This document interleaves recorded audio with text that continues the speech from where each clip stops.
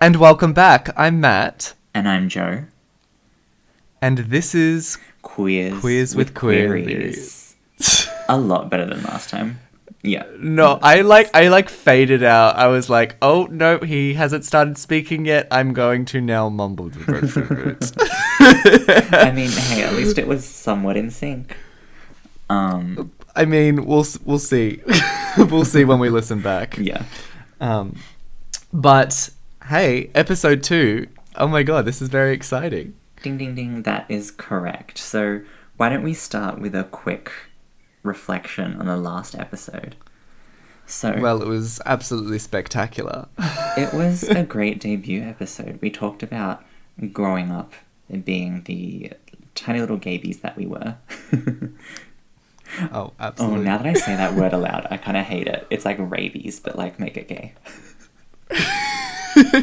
I was listening back to it and I was just like, I only listened to 10 minutes of it because thank you, Joseph, you edited the last episode. Ding, ding, ding. And You're welcome. I was I've got that task this time, so we'll see how I go.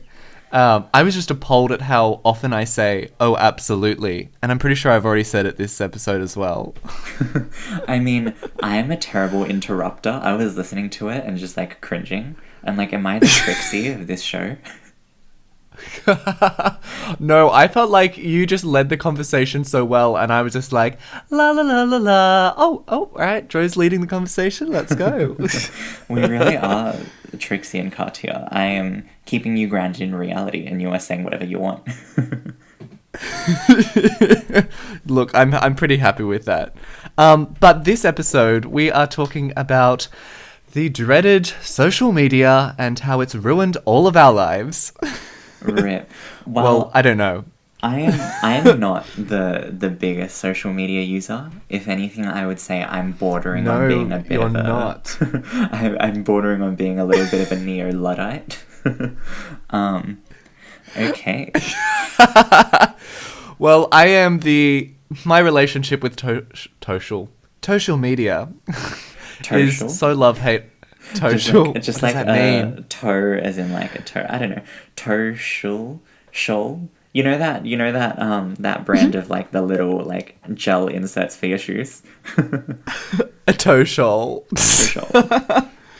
Oh my god. But no, I delete like Instagram and Facebook like on a weekly basis, and then I'll get it back for maybe 2 days, and then it's deleted again because I've had some huge epiphany that it's the worst thing in the world.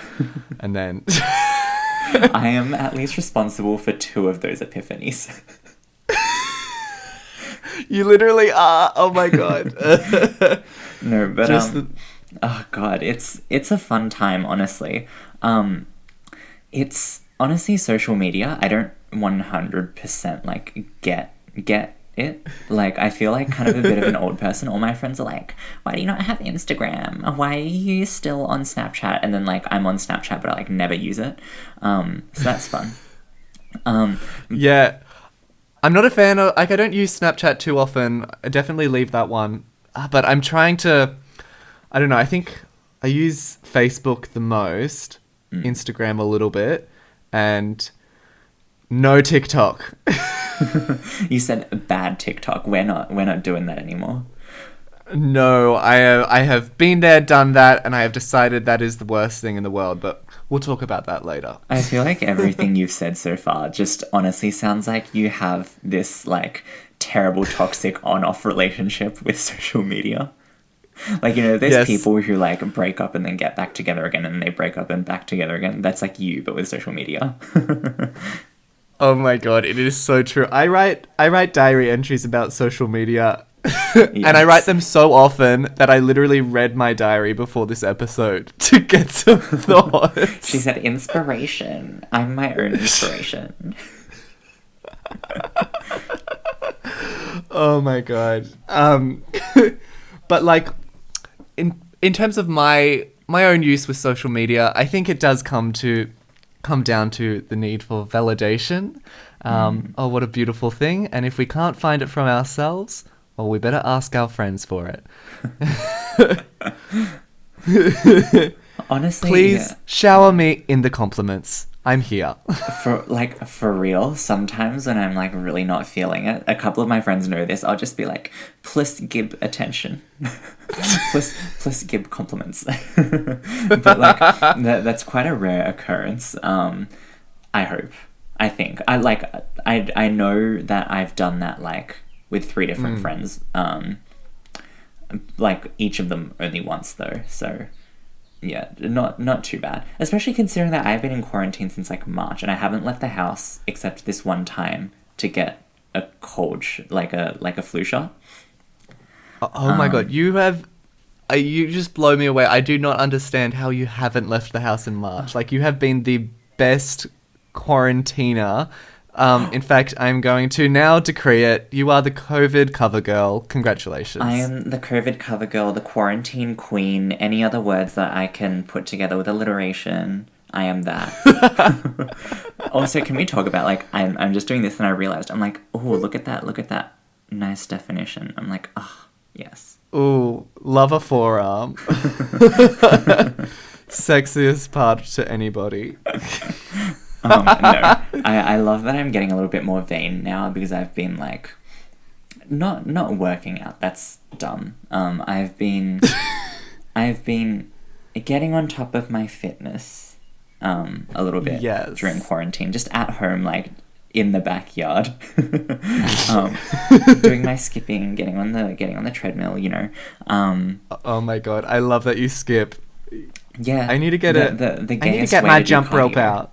The gayest way to do cardio, I'm telling you.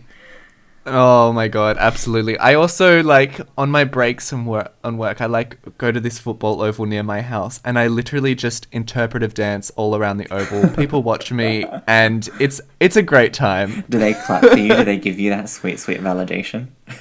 I haven't got an applause yet, so I'm pretty disappointed. But, I mean, what this episode's all about is finding that love from within. Tea. But, like, surely if they're standing there watching you, that technically counts as the standing ovation, right? I will take it. Yeah. I mean, the dogs always come up to me. I was doing a handstand and this dog... Matt, doing a handstand's not that special. I said that like I was doing like a I was just like, a triple backflip. I did like I'm just an Olympic gymnast now. Bye. I'll see you guys in 2024. Wait, are the Olympics still on next year? Oh, I think so. I think they are. Yeah, they would be. Oh my god. Wait a second. I'm stopping myself here. I'm not talking about sport on this podcast. No, we don't do that here. That's some straight guy shit. Yeah. But have you ever like turned on the Australian Open and been like, Novak Djokovic has like a really good ass? I don't think I have, but now that you've mentioned it, I'm going to check it out. Just furious Googling. No. It is what it is. I need to stop talking about sport. Sport is gross. I don't think I've ever played any sport in my life. I did like, maybe in year 7, the most I did was like 8 weeks of gymnastics and yeah. Oh my god, when I was in primary school, we had like this gymnastics place come over to our school and like teach us the basics of gymnastics, and it was so fun. I loved it so much. Just really goes to show, even before I knew I was gay, I was very, very gay. But I shouldn't say that about gymnasts. Like, I'm sure many of them are very straight. Oh my god, I'm sure. Wait, my other sport, my only brief run-in with sport was my Tom Daley obsession in year 12. I feel like every gay man has at one point been obsessed with Tom Daley. I haven't. No? I fully What? haven't. Revoke my gay card. I legit haven't. How? Oh my god, well, he's so cute. I don't see it. He's a little bit, I don't know, there's something about him where I'm like, okay, he's like objectively aesthetically pleasing, but I don't know if I have vibe with him. Oh, I don't know. It's probably his eyes that do it for me. Like, how fucking generic is that? But just like the way he speaks, he's very sweet and cutesy. And in year 12, I got my friend Abby to Photoshop a photo of me hugging Tom Daly, and I put that on my wall in my room. Yikes. And This is a podcast where we expose all of your embarrassing secrets. oh my This is God. my way of No, extorting there's nothing them from you. embarrassing about that. I'm proud. I'm a proud Tom Daly lover. Oh, he's a diver, by the way. If you're not a gay man and you weren't in the loop. But honestly, I haven't seen any like interviews or any videos of him speaking, so maybe that's it. Like, I don't get the full experience. Like, honestly, he I has a feel like- YouTube channel. Yeah. I feel like sometimes, like, there are certain people where, like, you look at them and you're like, okay, like, they're like, and then they start talking and you're like, oofed. And then, like, you show other people a picture of them and you're like, oh my God, this person is, like, so hot. And then the other person doesn't get it. And then you're like, okay, well, I'll show you a clip of him talking. And then they're like, oh, okay, I get it. Oh my God. Yes, voices. Very sexy. Well, Tom Daly doesn't disappoint to the eye either, so No, he he's doesn't. an all-round beauty. And he has a husband as well. He does. I'm sorry, we got to move off of Tom Daly. No, we gotta put aside an episode for him. Just we'll name that one on the Tom Daly fan club. I followed him on Instagram the other day, and just all of my gay friends on Instagram are also following him. I'm like, yes. Yeah, I love it. But circling back to social media, do we love it or do we hate it? I don't have enough of a relationship with it to love it or hate it. Like, legit, I go on Facebook and then never post and just kind of look at other people's memes and go, leave a like and log off. Wait, do you actually log off of Facebook? I don't think I've ever logged I out of legit just close the Facebook. window. I call it logging off, but, like, that's the old-fashioned term. Like, you and everyone else who knows me in person knows that I'm basically a boomer in a young person's body, minus all the problematic shit. Like, I'm literally, like, imagine, like, sweet old lady knitting by the fire. That's me. Yes, that So is I still exactly call how I it. see it. Except, can you knit? Okay, so I've made an attempt to knit because last year there was this thing, you know, the oil spill, how people had to knit, like, penguin sweaters? No, I don't recall. Well, there was a big oil spill last year and we needed to, like, knit penguin sweaters, and I was just really bad at it. I was just, like, it was not a fun time. I was just, but then again, it was my first time knitting, so who knows. Maybe I'll get good at it. Maybe I should do that in quarantine. Yeah. Yes, I definitely started quilting again in quarantine, and this quilt I've been trying to do this for 2 years now, and well, no, actually, it's coming up to 3 years, I think, and yeah, I'm not making much progress, but I do enjoy it when I do it. Yes. So what's your relationship like with social media? Is it like, do you love it? Do you hate it? I am, we definitely have established that it's very love-hate mixed with me, but throughout high school, I remember I was a social media hater. Like, you can bet your bottom dollar that all of my presentations in English were, get off of social media, you're shit if you're on it, you're selfish piece of trash. That was definitely, oh my God, I loved going on my social media rant. And then the end of that year that I did that presentation, I was like, all right, I'm good. I'm getting Facebook. And then addiction. Could you just hear that in the background? No. The two, like, the dum-dums? Maybe I heard something. Okay, good. Because my little brother got a drum set, and now he is apparently making the entire house his little, like, drumming studio. I don't know what the fuck it's called, but all we hear is fucking drumming. And I'm sure all he hears from you is singing. True. Kind of. Wait, did you just hear that? No. Okay, if you can't hear it, that is good. That means that it's Okay. not going to disturb the podcast. Yeah, I was like hiding in my closet last week so that it was quiet. But that was too much, so I've come out of the closet. Ha ha ha, intended, I guess. So I'm just hoping that it's not too echoey now, but I've like surrounded pillows around my microphone. So, hi listeners at home. If there's too much of an echo or a buzzing, please let us know. We had a slight bit of buzzing last time, but like between two mics, that little bit of buzzing for a first go, it's not too bad. I've made sure that everything is wired correctly this time, just to make sure that there is no buzzing. I did one small little sound check, and I think all is well with mine. Yeah. I also did a sound check. And what note did you sing? I did not sing anything. I was busy reading out my strongly worded email that I was sending into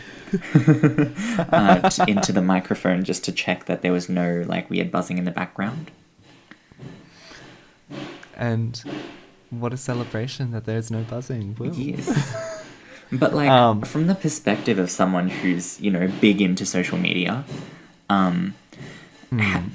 obviously part of it for you is the validation of getting likes and whatnot. But like realistically, how meaningful are those likes to you, and how meaningful do you think they are to the people who give them? Well, yeah, I think about this a lot, particularly when I was on TikTok. And to me, well, when I like something, I'm not thinking about it 5 seconds after I've liked it. Like, I've already moved on.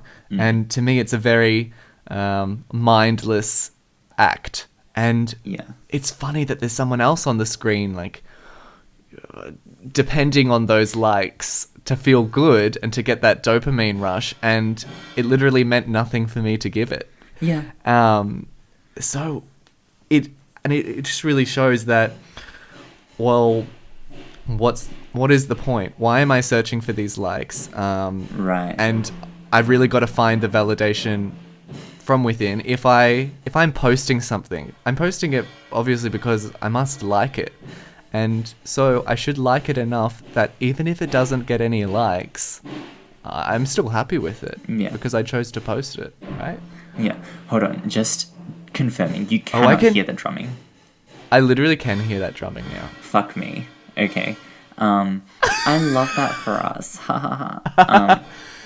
Okay. Well, there is literally nothing I can do because it is. I cannot. Like this setup will not allow for a pillow, and I don't want to start this again. Yeah, I feel like it's been a good vibe so far. Look, honestly, I'm not fussed by the drumming. Oh, actually. Yeah, it's pretty. I mean, we can just put a pause on the technical difficulties now. Prepare ye the way of the Lord.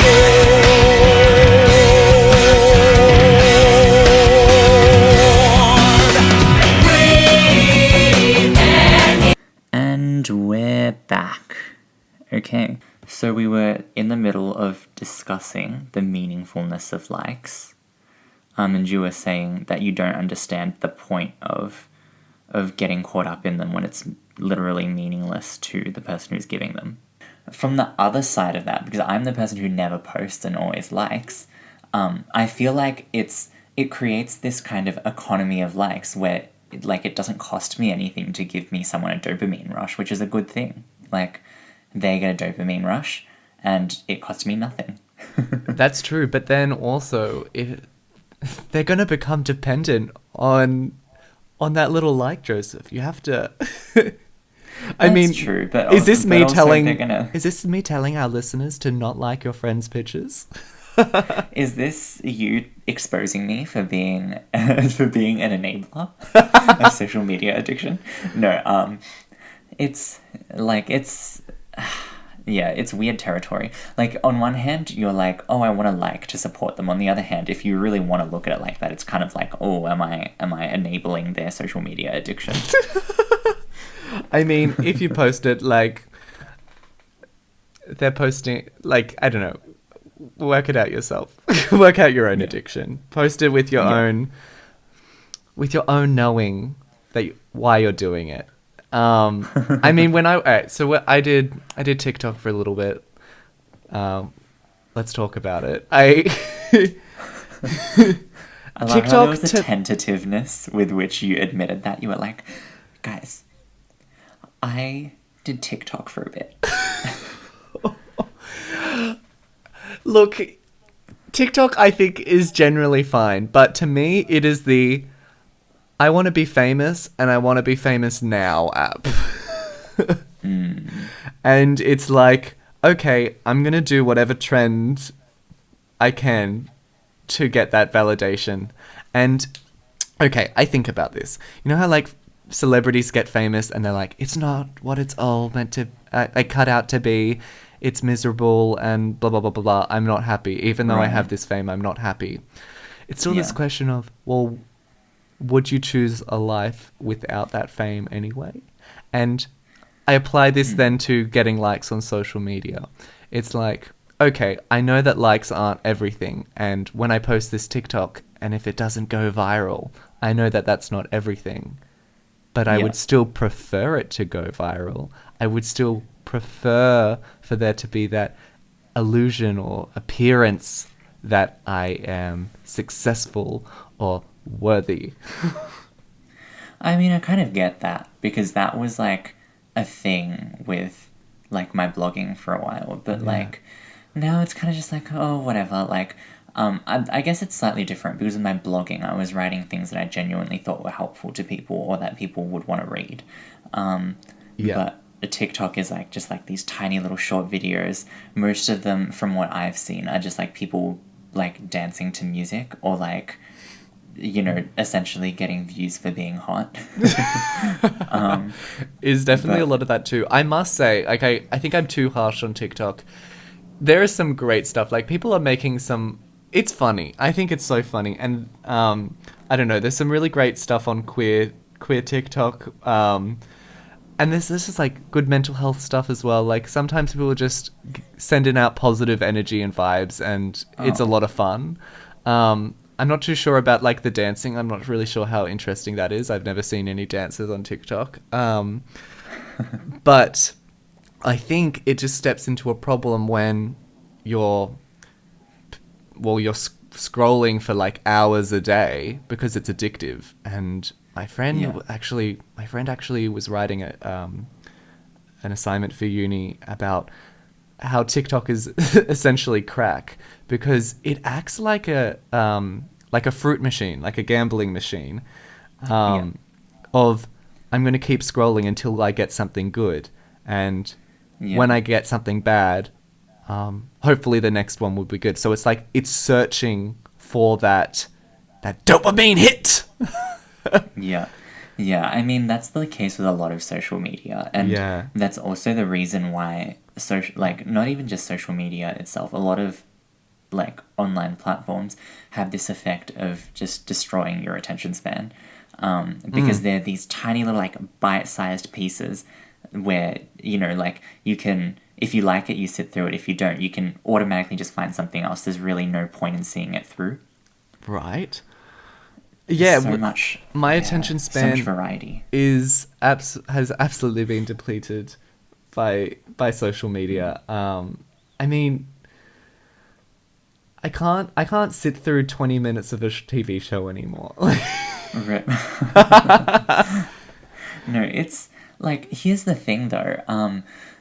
That's not a mistake. That's not like, oh, they didn't intend for it to be like this and people's minds were just weak and whatnot. Like, that's not even the thing. The thing that's so nefarious to me is that platforms are willing to create and model their platforms in such a way where it comes at the cost of people's, you know, mental health and their attention span and whatnot, just to increase the amount of engagement that they get, so that they can, you know, get money from advertisers. Like, it's so insane to me. Like, literally the way that Facebook... by the way, have I told you about... So, you know those little bubbles on Messenger when someone's typing? Yeah. The little ellipses? Yeah. So they weren't always there. They were there to increase user engagement because they were convinced that if you could show people that the other person was typing, they'd stay on for a little bit longer. Well, it's so true. Yeah. I definitely so then they'd stay just on be a on the longer browser. phase. Yeah. Yeah. So they'd just be on the browser with like their timeline in the background and then the little, text bubble with the ellipses, because they were waiting on a response. So they just keep scrolling. Wait. Oh, right. Okay, if this is on a web browser, right? I was about to say. Yeah. But on your phone. On your phone, yeah, it's not quite the same in that they don't get money from advertisers. Yeah, how do they make money from that then? I mean, I'm assuming that Messenger is kind of like what they would kind of think of as a gateway into the actual, like, the Facebook feed itself. Yeah. Because a lot of functionality rests on also being on Facebook. Yeah, it's like they literally design things that way. The same thing goes with YouTube and autoplay. To keep people on the platform longer. If you have it on in the background while you're doing stuff, it'll autoplay to keep you on the platform so that you go through more ads.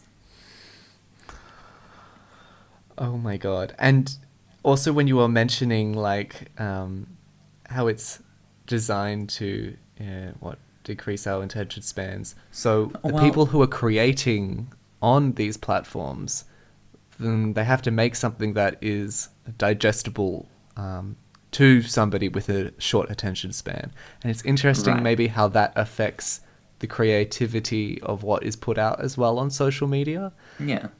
Yeah. And it would definitely create like almost like a vicious cycle where the platform itself creates this deficit in attention span, and then the creators then have to accommodate to that, which in turn means that there's no real reason for people to have to pay attention for extended amounts of time. But I mean, like, it's not like they design it to make people's attention spans shorter. It's more that that's a side effect of the way that they're trying to make money by keeping people engaged. Capitalism. Capitalism. You messed up everything. Oh wait, have you watched I have seen that episode. Yeah. I was gonna replace messed up with something else, which was a swear word, and then I said it and then I realized I've already sworn this episode, so no point. No. But yeah, I mean, when I was on TikTok, I've said that phrase a lot already. I found that I was making videos that weren't necessarily something I wanted to make, but maybe because I thought it was trending or I thought people would like it, not because I necessarily liked it. Oh no, some of it I liked. I did some weird gay Catholic shit on that. I have seen it. And you've seen it, yes. It's pretty great. Including a... I didn't even have TikTok. I didn't even have TikTok, and you were like, here's my TikTok, and I was like, yes, I'm going to watch all of this. Except my second bladder TikTok, which... yeah. Except, I'm proud of that now. Oh wait, is that the one where you're like, you have a theory that we have a second bladder, which... what was it again? It's when you share go with the listeners. Allow me to explain. So when you go for a urine test, yes, we're talking about this. The doctor gives you that cup, and you're like, "Well, I don't need to pee. How am I going to need to pee right now?" But you go to the bathroom, and magically you find you're able to pee. You're able to do it, even though you didn't need to just a second ago. This is my theory. We have a second bladder. It's tiny, very small. And this bladder only engages when we take when we do urine tests. So it saves up that urine, just enough urine for that cup. And once you've emptied, it fills back up again and waits for the next urine test. This is my theory. Thank you, everybody. Yes, I want to applause. That was your TED Talk? That was my TED Talk. I'm going to develop that and yeah, hopefully give a full length feature TED talk on it one day. That would be great. Yeah. Write a Write a paper. dissertation on it. A dissertation? What is Yeah. that? Just like just like dissect someone and see if they have like a second bladder. And if they don't, yeah, that's just going to be the worst thing in my life. Insufficient sample, gotta try it again. And someone else. Well, will you donate your body to me if you die at some point? My body has already been promised to other people when I die. I am an organ donor. I am not an organ donor yet. Oh my god, I got to get onto that. You see, usually when men say, "Would you promise your body to me?" I'd be like, "Yes." However, in this case, I'm like, "Sorry, I'm an organ donor." Well, you can donate your second bladder to me. Thank you. Just be like, when they're there, you're like, "Is there a second bladder in there?" I'm looking for a third. What would the third bladder be used for? The questions. Anyway, I made a TikTok about that. Obviously, it got like 5 likes, but it doesn't matter because that is the This most is a- revolutionary thing I've ever created, and I don't need the likes. That shit didn't need to go viral because I know it's It's top quality content. top quality content. Exactly. It's Yeah. viral in my heart. Is this a call? Is this a cry for help to our listeners to get them to like your TikTok? Okay, everybody, if we have to, at Maddie McD6. That's an MATTY MCD6. oh my No, god, it's- honest. I mean, it's, to be honest, from an attention seeker like myself, TikTok is a great app. Right. It is a great attention-seeking app. It's like, hi, I want to do stupid shit and I want people to notice me for it. Watch me watch me talk about second bladders and buy a bunch of Twilight books from the op shop. But like, actually, do you like, as someone who uses social media a lot, how long do you think you spend like on average per day on social media? Okay, I mean, I do track this, so I can get my phone out. But to be honest, I'm limiting it. I think I'm only about an hour and a half of use on my phone every day, which it used to be 8 hours, but girl, we cut down. Mental health is important. Okay, no, today's been 4 hours, and the most of that's been on Messenger, YouTube. Yeah. Instagram was the smallest one. Oh, actually, no, I was lying. 4 hours was last week. Today was an hour and a half. Messenger and Nice. Instagram have been my top apps. What I feel like I just went, particularly when I was on TikTok, it was this, I would post a TikTok and you would post it at 11 p.m. because that is the best time that most users are active. And you would post it and you were hoping that people would see it and you would go to sleep. And then as soon as you wake up in the morning, the first thing you do is you turn over and you check your phone. Has my TikTok gone viral? And sometimes no, it hasn't. It's never gone viral. Yikes. No, but honestly, like, I feel like overconsumption of not even just social media, just media alone is such a huge issue. And I say this because, like, I kind of shocked myself with how much I was, you know the screen time thing Oh yeah. on your phone in the settings. I looked at that yesterday and I was like, it was like 5 hours. And I was like, that's insane. 5 hours. Yeah, but in my defense though, one of the hours was when I'm running on the treadmill and I want to have Ooh. music in the background. Yeah. So I'll have that, and I'm like not looking at my phone. It's just like on. I don't think it counts that time though. Oh, it definitely does because I know that sometimes when I'm listening to music, it's like YouTube playlists. Oh, okay. Also, sometimes when I'm running, I listen to podcasts, but it's like on YouTube. How do you do this? This is actually my question. I tried listening to a podcast while running. I couldn't do it. I got 5 minutes in. Look at us. We're talking about fitness again and sports. Like, I feel like a podcast is something I want to sit down and truly listen to and devote all of my attention to. Which, speaking of, if you're running right now, stop. Go sit in the bush and listen to us. Yeah. No, it's like that's about an hour. And then Yeah. it's like, yeah, so then 4 hours. I guess that's like, okay, the other thing I've been doing, like, usually I don't use my phone this much, but because I've been, like getting on top of my fitness, at nighttime now, what I do after I've finished everything that I want to get done for the day is I'll literally just walk around the house, up and down the stairs in my room, wherever. And while I'm doing that, I'll be watching a movie. Oh my god. That's brilliant. Yeah, so then I get to ingest media while I'm also getting my steps in. But I have definitely taken. You're definitely a middle-aged woman. Yeah. Getting my steps in. I really am. But I'm quite aware of the kind of effects that it has on my attention span. So I have definitely been taking measures against that. Like when I'm watching a movie, I have a rule: no skipping. I don't think I could ever skip a movie. Or like skip things within the movie, like no like fast forwarding.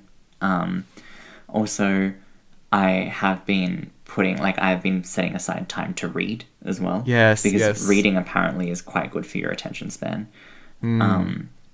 Yeah, so I've definitely been taking countermeasures. Also, when I'm doing my work, I'll because I can't really turn off my phone because I need it in case someone's trying to reach me for work. I just I put it on Do Not Disturb and just put it on my bed behind me, so then I'm not tempted, I don't see it on the desk in front of me or anything. Yeah. I listen to, because when I'm at work, I do work from home. I pretty much have my phone next to me the whole time, and I pretty much listen to Spotify all day. Which I don't know if that's good for my attention, my concentration on work, but I don't know. I feel like every time I have an urge to check it, I will just try and do something else or distract myself. There was a moment when I was going through my TikTok addiction, I would do a push-up. Thank you. Every time I thought of TikTok. Wow.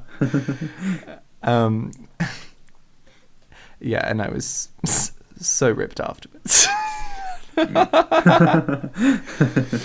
No, but TikTok especially, I guess. Oh, not even just TikTok. I think this is probably a bigger thing with Instagram. I am also not on Instagram. But I feel like this is a big thing with Instagram where, I don't know, I feel like people love to compare themselves. Yes, yes. And particularly at the moment where everyone's sad with their lives, we're only posting stuff that we're fun that we're doing. So it's and also people, I feel like people are scared of being forgotten at the moment. And so people are very much using Instagram to be like, hi, I still exist. Look, I'm doing cool things in quarantine. Which honestly, if that keeps you sane, keep doing it. Yeah. But it's definitely, I've noticed myself, looking at people doing cool things with their friends on Zoom or something and being like, oh my God, why am I not doing that? That sounds so amazing. I wish I had those people and I was with them. But I mean, yes, Instagram is the highlights reel, of course, and we don't need to compare. Yeah. I mean, that is kind of the nature of it. People look at Instagram and, even if they logically know that it's kind of just the highlights, when they see everyone's highlights back to back like that, it makes them feel bad, right? It makes sense. But, honestly... I mean... Oh, no, I was just going to say, yes, it's just the highlights, but they seem to have more highlights than I do. I guess that would be part of it too. But honestly, speaking of doing cool things in quarantine, I feel like I should start getting resin and doing my resin art again. I feel like that would be so therapeutic to do and also so therapeutic to watch. I feel like maybe if I get back into that, I should like, you know, film it and then like put some calming music in the background and post it on our Quiz with Queries YouTube, just to be like, here, have some extra content. Oh my god, yes, any extra content. But I also wouldn't want to take content away from your other YouTube channel, Joe Teaches. I mean, like, look, I'm not teaching people how to make resin art, and honestly, I've stopped doing it. It's like, I don't know. It's like it was kind of intended to be like a supplementary resource for my like private students, but now they've moved on from that area of study. So I'm like, I don't see why you know I would continue with it. Well, I had one of my social media epiphanies after talking to you about your YouTube channel, and the way you approached it was just very healthy. You know, you were just like, I'm doing this because I enjoy it. It's extra resources for my students, and yeah, if it gets a little bit of attention on YouTube, that's great. But you weren't fixated on it, you weren't addicted to it, and you weren't dependent on those views. I mean, like, it was honestly weird for me how many views they got and like stuff like that, because they were very niche topics. It was like, for this specific pair of texts, for this curriculum in this state of Australia, for this cohort of kids in this year level. Like, I was like, it was so incredibly niche that I expected only my private students to watch it, and then it was like way more than them, and I'm like, oh, who is watching this shit in their spare time? Like how studious must you be? I don't know. I'm pretty sure I watched English videos when I was in year 12. Oh, gross. No, bye. Okay, I'm never talking to you ever again. I mean, no, it was all studying, right? That's what you called the studying. It's like, it made you feel better about yourself. I watched a video about it. Oh my god, I think there's like Lisa's study guides or something. Oh, Lisa's study guides. I have complex feelings. I probably shouldn't drag her. No, I'm not going to drag her here. You know what? Why don't I drag her here? She's not going to listen to this. Oh, TT. I admire that she is making these resources for these kids, but I'm fairly sure, does she make people pay for certain resources? As someone who bought her summary guides. Oh no. Oh my god. So she does make people pay for them. Because I was under the assumption that she did, because I thought I saw somewhere that she did. Well, like, she's making I think business. she's What's great. wrong with that? No. I think it's great. Like, I genuinely do. But from what I've seen of her analysis of English texts, honestly, I don't think they're, like... I just don't think they're worth spending the money on a study guide when, honestly, what students need, they don't need someone to hand them the fish, they need someone to teach them to fish. Because her study guides are not exhaustive, and they're not meant to be exhaustive. She's like, do you know what I mean? Like, it's not like she's studying it, she doesn't have to be 100% exhaustive all of the time. But I feel like it's more helpful to teach kids how to do the analysis themselves by giving them an example and then giving them maybe like a task to be like, hey, like, try to pick things out of here. That you would want to analyze and why you think they're important, rather than just being like, here is this non-exhaustive list. If it was an exhaustive list of everything you could possibly need to know about the text, or everything that you needed to do well to do, like, you needed to know to do well, I'd be like, great, that's a great resource for people. But like, I don't think they're that exhaustive. I would say they're far from exhaustive. And I would say that they're not particularly good at fostering skills, like, from what I've seen. I haven't seen a lot, but, like, I watched, like, 2 YouTube videos, and I was like, okay. This could be a good time to then link into jealousy. And do we want what others have on social media? Not to call you jealous. I mean... As someone who does something similar to Lisa's study guides in your videos. I don't think I do something similar. Because everything that I do is targeted towards what my private students need. it's not supposed to have broad appeal, right? Like it's like the broad appeal factor kind of came in later when I was like, wait, people are actually watching this shit. Like literally, like in my early videos, you can see me not naming the students, but being like, a student who I have blah blah blah on this day does this thing, and I really want to say that you should not be doing blah blah blah. Like it's very targeted towards my specific students.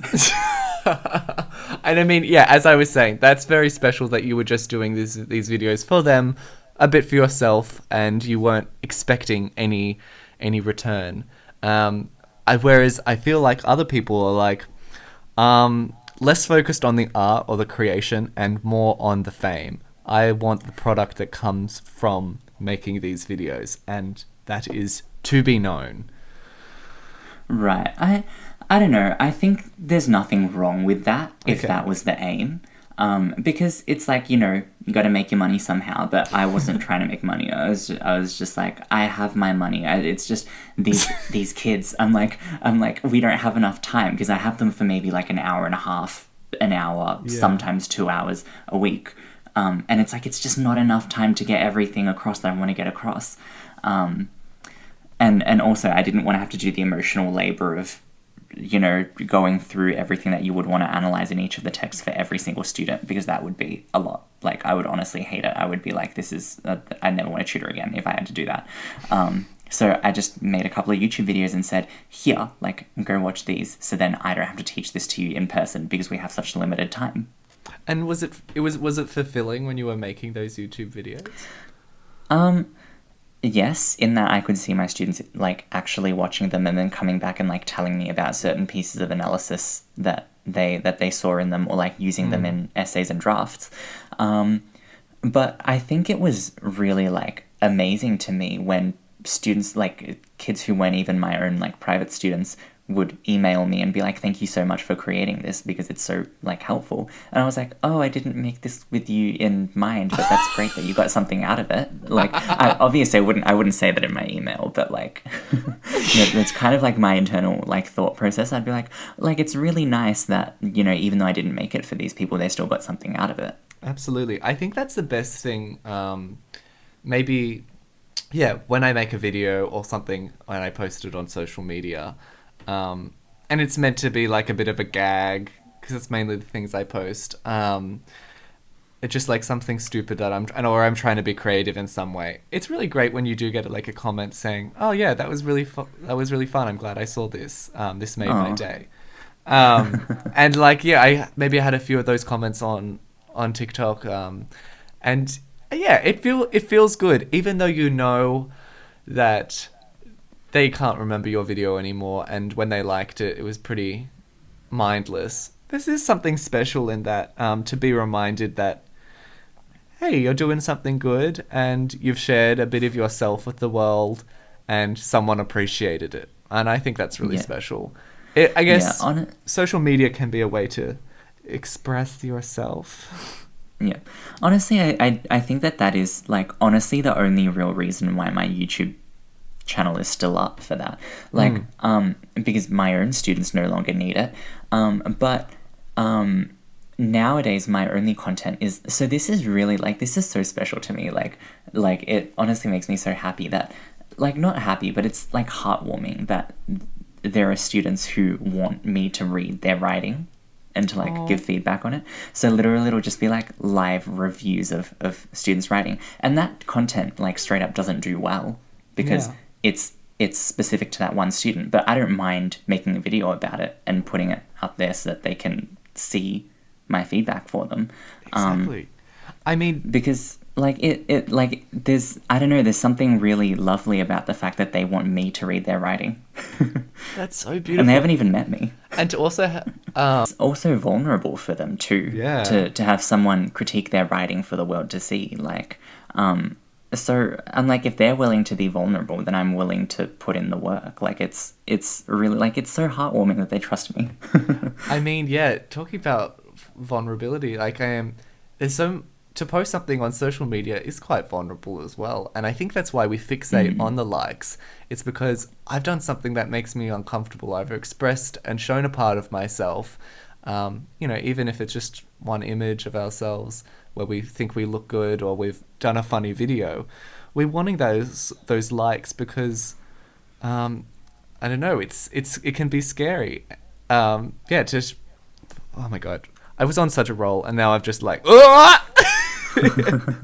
said my train of thought said bye. My train of thought said bye. No, but it's Left true. you at the It's station. It's just like, do people like this? I've made this video and I think it's funny and I'm going to share it. I hope other people like it.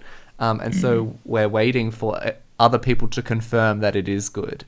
And that's why almost when you post something, maybe write why you like it and why you're posting it before you do.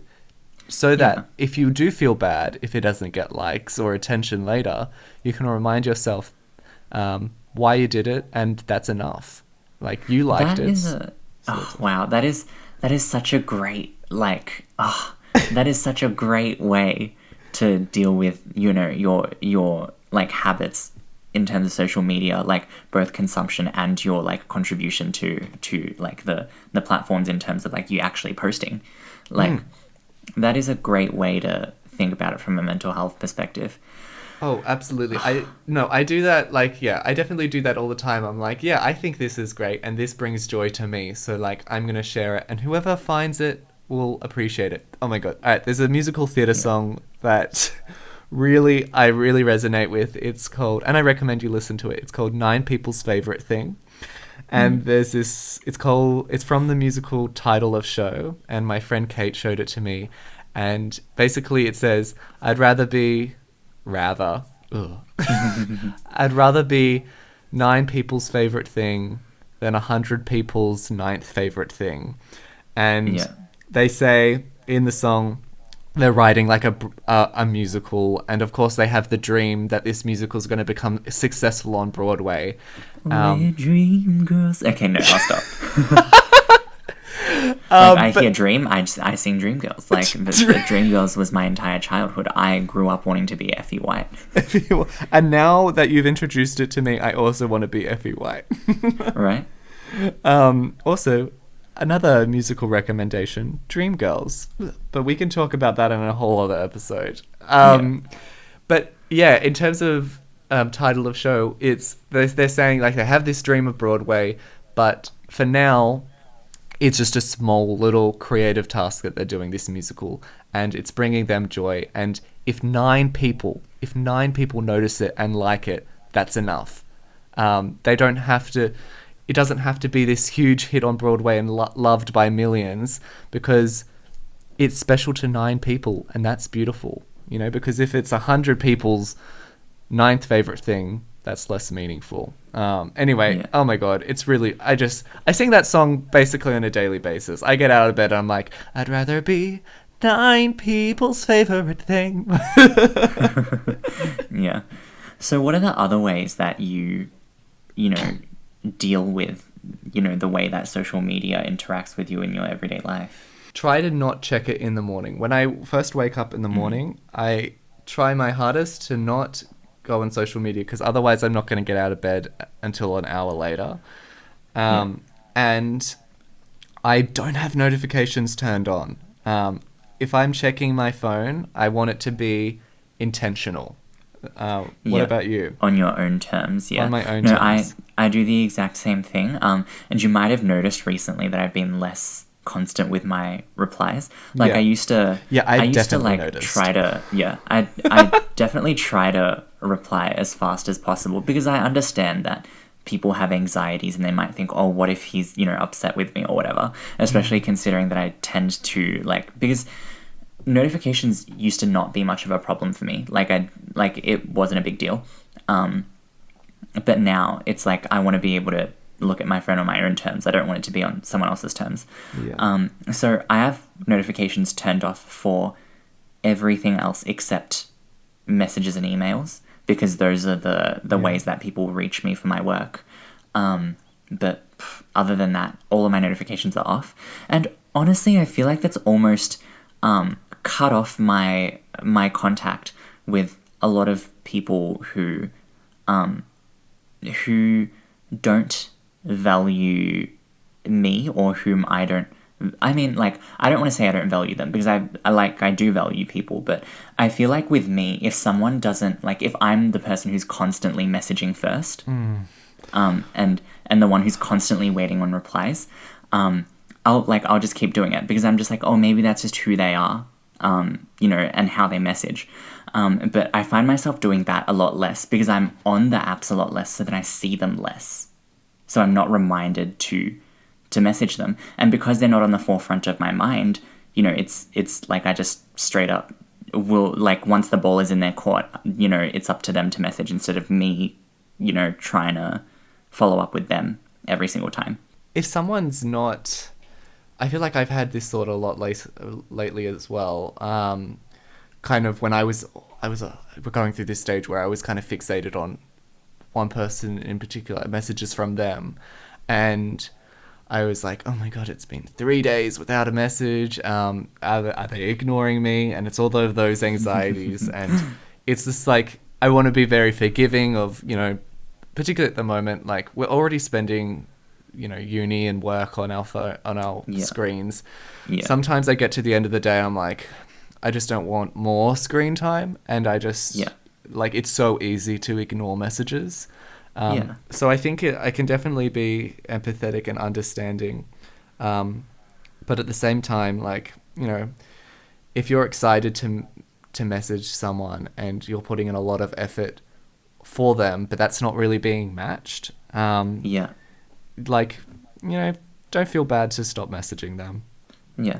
And also because Messenger is really the one, like, social media platform that I probably, like, actually use maybe daily. I've turned off my active status, so I also can't see other people's active status. Yeah, I've done that too. Because, again, there are people who I don't talk to unless I see them in the active status bar. So then, like, it almost feels like I'm condensing down the number of interactions I have to the most meaningful ones. Do you know what I mean?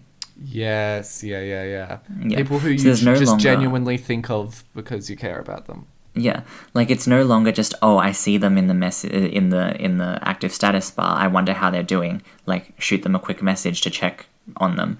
Like, which is a lovely thing to do, but at the same time, like, over time it gets tiring, especially when everyone starts messaging back and suddenly it's like, great, I'm keeping up with all of these conversations.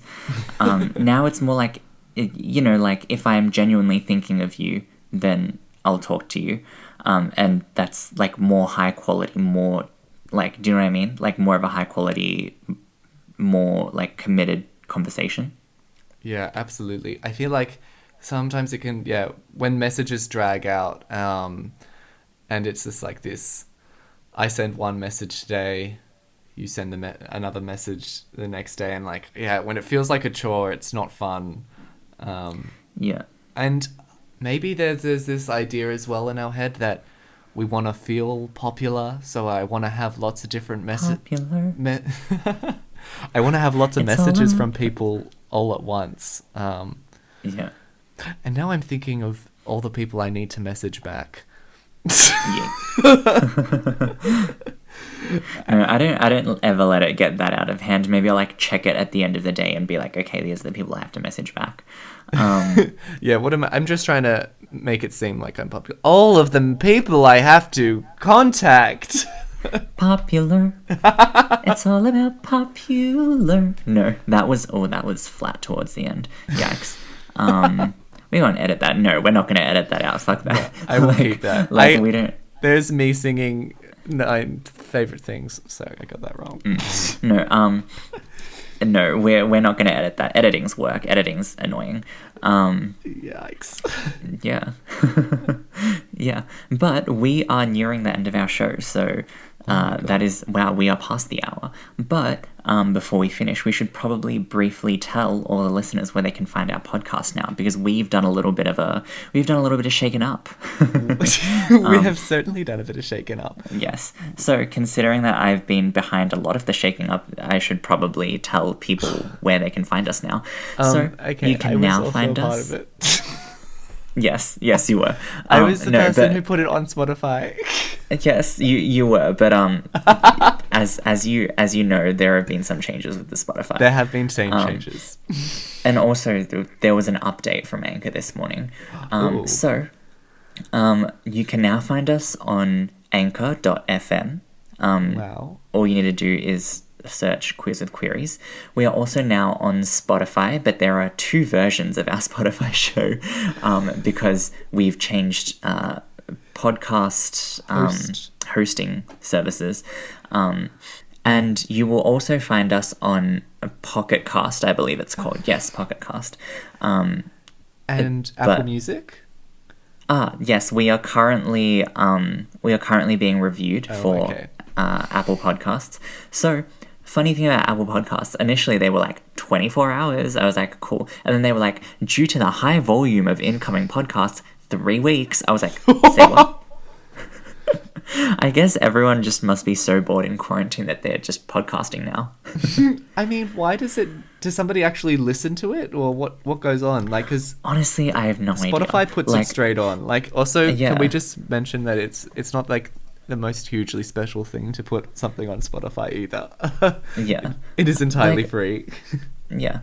But for Apple Podcasts, I would not be, actually I shouldn't make allegations, but I'm wondering if it's possible that queer content is like is Ooh. subject to certain certain like criteria that they have to process it through, because as you know, with the YouTube algorithm, for a very, very long time, and it might still be the case, that certain queer content was considered, unmonetizable. They like stuff like that. Do you know what I mean? Yeah. Google tends to have. Oh wait, no. Now I'm talking about Google Podcasts. We were talking about Apple. I don't honestly. I don't know. We'll see what other people say about it. Yes. What's your conspiracy? And we're also That's- yeah. on YouTube as well, so we'll put Yes, that we are. Queers with Queries. We it's just- say, yeah, last week we were like, oh, we'll put the links in the description. And then we get to Spotify and then we're like, wait, what description?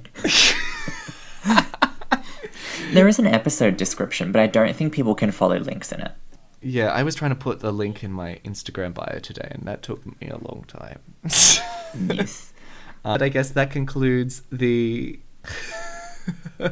Some people in our last episode were saying that there was like not a definite ending, so this is our definite ending. Our definite ending is just you saying, this is the definite ending. This is the definite ending. But I also feel very uncomfortable by just saying that and then stopping. So I feel like I still need to keep going. No. Okay. You know what? If you're not comfortable with just saying this is the definite ending, I will say it and then we'll cut the recording. Just for the humor of or not even the irony, the pettiness of just ending it with this is a definitive ending, because people said that there was no definitive ending. I will like a bit of like a sigh afterwards, like this is the definite ending. And then cut out. But I also like the sass of this is the definite ending. Just stop. ending it. Yeah. Just ending it.